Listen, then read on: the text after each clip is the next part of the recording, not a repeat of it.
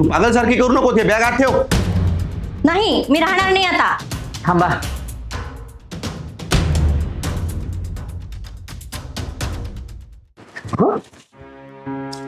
दादा मला माफ करा. अहो, हे काय करत आहे तुम्ही? प्रायचित्त. प्रायश्चित्त? हो, प्रायचित्त. कारण सगळं माझ्यामुळेच झालं. मी तिला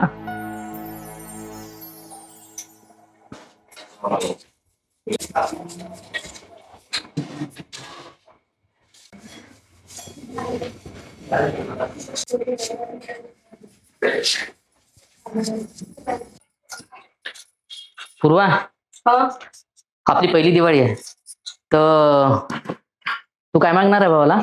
काय मागणार? खूप काही केलं माझ्या भावानी माझ्यासाठी. खूप जीव लावते मला. हा, मग तर मस्तच आहे.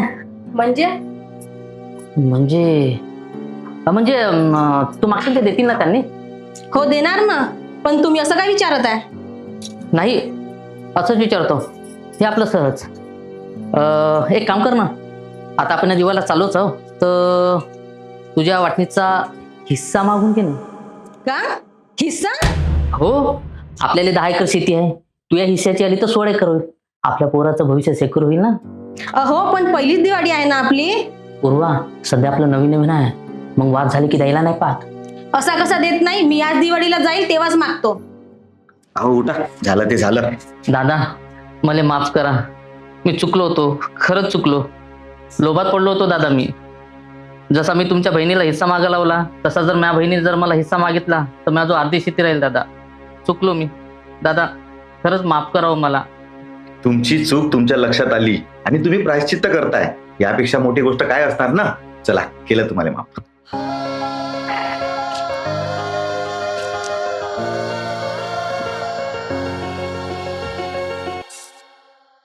दादा, मला पण माफ कर. माझी चूक झाली. वहिनी, तुम्ही पण कुठं जाऊ नका. नाही पाहिजे मला हिस्सा. अहो ननदबाई, मी कुठेच नाही जाणार आहे. तुमचे डोळे उघडावं म्हणून मी सोडचिठ्ठीचं नाटक केलं. का नाटक? अहो, तुमचा भाऊ साधा आहे, त्यांना कोणी पण फसवते.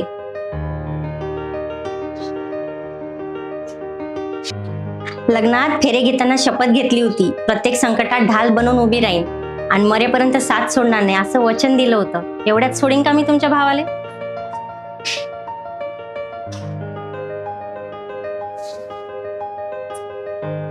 माई सून म्हणजे साक्षात लक्ष्मी आहे व बाई.